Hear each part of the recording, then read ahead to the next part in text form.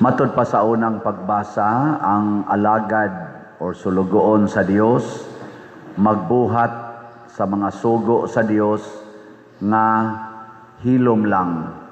Dili siya magsaba-saba, dili makiglalis, hilom lang. Mao gid na siya ang batasan sa tinuod nga nagsunod ni Hesus, dili makiglalis, na ay pag-amping sa kahiusa o kalinaw. Lingi ay mong tupad, na dili ka tiglalis sa inyo. Dili ka tiglalis-lalis.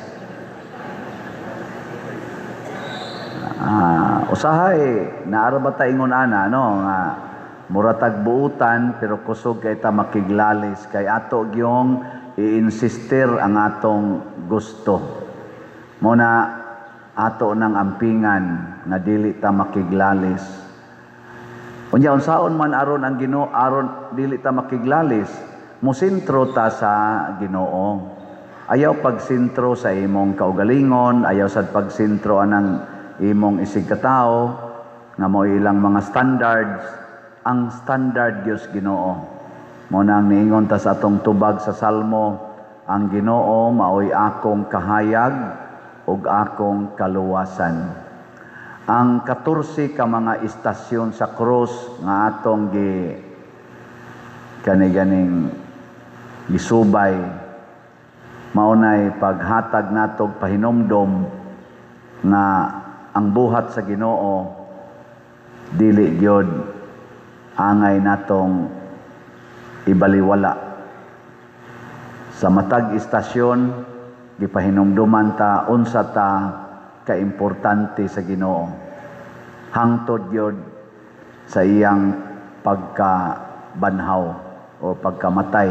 Hangtod pagkabanhaw kita gyud mo'y gihalaran sa Ginoo ni ana adtong iyang pagkadagma,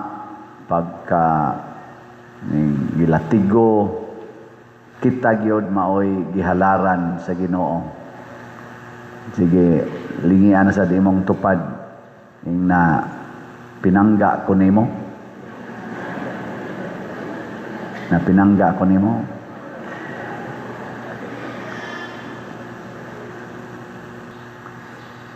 Ang may natong kanta ganiha sa atong kada istasyon igtabok nato na ginang word nga pinalangga kong lungsod.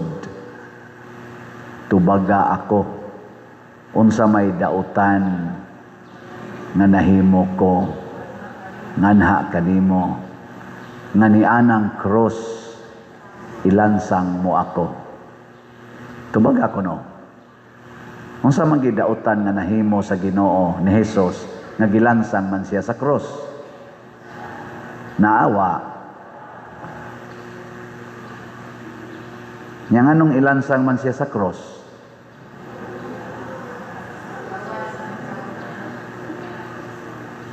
Mao na, kon mo pangga deta og usa ka tawo, kita maoy mo angkon sa iyang silot. Kita ba mo'y mo angkon sa iyang silot. Mao na, ayaw gyud reklamo kon magkalisod-lisod ka. Kon magsige kag higugma, nya dili ka baslan sa paghigugma, dahil ra batag mahay. No. So di na ta magmahay ron ha. Di na magmahay. Kay nga naman mao gid ay resulta kun mahigugma ta kita gi mo angkon sa silot. Una karon ang Pilipinas niay dako kayong sala nga nahimo kaning atong pag patronize aning korupsyon nga dako kayo. Kinsa to'y mga buutan nga mga Pilipinos mao gyoy silutan aning maong dako kayong sala sa korupsyon. Di ta maghuna-huna nga kanang nagpakasa karon maunay silutan. Kita nga wa magpakasala, kitay mo angkon sa ilang silot. Okay mo dili? Usara may nitubag. Okay mo dili? Nya unsaon man pag-angkon sa ilang silot. Saon pag-angkon nga sila may nangawat og paldo-paldo, malita-malitang kwarta, nya unsaon man nato pag-angkon sa silot nila. Ang una natong buhaton mao gyud ang pagbuntog sa kahakog sa kwarta dinhi sa atong kaugalingon. Puy-an nato ang sugo ni Hesus nga bulahan kamong mga kabos. Si Kristo sa iyang pag-angkon sa atong silot, sa atong kahakog, nagpuyo siya sa kinabuhing kabos. Ang kakabos mo'y una giniyang gipakita nato. Siya go'y tag-iyas tanan, wagi arang niya. Ug maghimo siya dako kaing palasyo, magtipunog ang iyang kwartang purting daghanag mga bulawan, wagi arang niya. Pero ang iya jud gipakita nato ang kakabos. Nya sige sa siyag tudlo, bulahan kamong mga kabos. Nana. Nya lingay mong tupad. Ingna mamahaw pa ka karon. O ang imong pamahaw imo na lang ihatag ngadto sa imong silingan nga kabos. Ang kawa man ko'y silingan nga kabos pader, ipalit og slot. Ay nalagkaon. Ay nalagkaon yun. Nya, kung naa kay mga motor, naa sa kay mga sakyanan, ibaligya ana karong si manahang. Nya, ang halin ana, ipalit og slot. Ana, mohimo mo ana, dili. Oy, wa gini angkon. Sus, wow na, ingkapaita sa dana. Padir kita mo say maglisod, ana. Mao bitay akong giingon. Nakitay mo angkon sa silot. Kay mga purdoy naman gitaan eh. Unya, og kanang ilang kawat karon. Imagine ang ato kunong utang karon. Atong last month, 18 trillion. Karon, 19 trillion ako no. Og wa ko masayo pa tong akong nadunggan sa gisulti ni ito to, Barsaga ba to? Kana si Congressman Barsaga, naman siya bagong vlog karon. Naingon siya, lisod na kayong ato rong nasod. Kada buwan mo increase ang atong utang, mo abot og trilyon. Perting dako ang utang og tinuod na matapos ning tuiga, pila na may utang na to. Punan pa ani ron ni ang krisis sa gubat, di magsigi nagpangutang at pila na ka-trilyon. Lisod gyud tagbayad sa 12 trillion. Samot na nirong 19 trillion na. Luha ani. Mga purdoy ta ani oy. Nya unsaon man ato na silang pasilutan nga di man sad sila masilutan kay wa magay sila kaso. Ang mosulti hinuog kinsay tinuod nga nanguha anang kwartaha mao man oy kasuhan na karon ang 18 Marines matod pa ni former congressman, defensor man siguro to, Mike defensor ba na? Ingon siya, ang iya kuno, siya nga nisulti, o kinsay kuan, nanaseroy upat ka kaso nga giatubang. Nya, ang katukunong 18 Marines, hasta si Attorney Baligod, nga mo'y nisulti nga, naa sila gideliver, naka-observe sila kinsay tinuod nga, naghipos ato mga kwartaha, karon tagunom na kuno ko bukaso. Pero ang mga gipangsulti na mga ngan, why kaso? Mao na mga purdoy na gitaan eh. Nya sige silang pangutang. Sige silang pangutang. Nagi ko nadunggan atong balita natong niaging semana na nagplano na kuno atong presidente o unsa sa kunoy mga government properties karon nga ilang ipamaligya. Pamaligya. Hurot-hurot nagbaligya ang ato mga government properties. Ang atong tubig, ang nag-control, private na. Ang atong energy, ang nag-control, private na. Atong airport, nagbaligya na. Pulos-pulos na gibaligya. Ang sunod ani, kanang imong tupad mo ibaligya. Kadagko atong mga kantidad, atong ilang gipangkuan, ang atong mga gold reserve, gibaligya na. Na ako'y former classmate sa una nga nakabanag adik, gihurot yung pamaligya ang ilang mga butang. Hasta pagong ilang kurente, naputlan sila, hasta pang kurente, gikamang pa kay gibaligya. Ang kanang koneksyon silang balay ba? Mo tingali na kinaiyas mga adik no kusog mamaligya. Unya ang halin wa kay makita. Ngano man isuyo pra man. Karon dako kay tag-utang pero wa kay tay nakitang dagkong projects. Nya unsaon nato ni pagbuntog ginamit ang prinsipyo ni Hesus.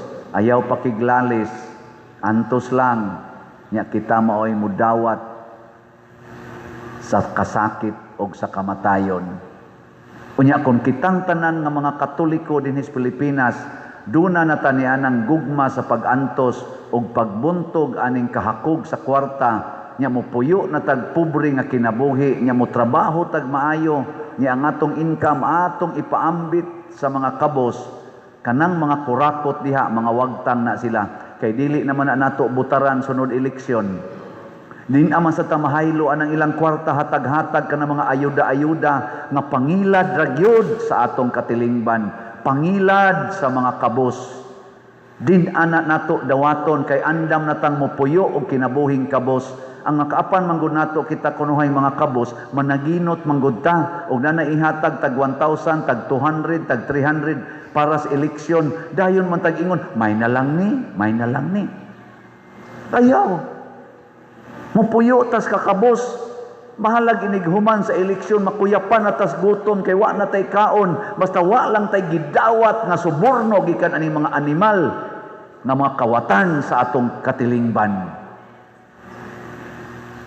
Mauna ang kalig-o ni Hesus, si Judas nada sa haylo sa kantidad.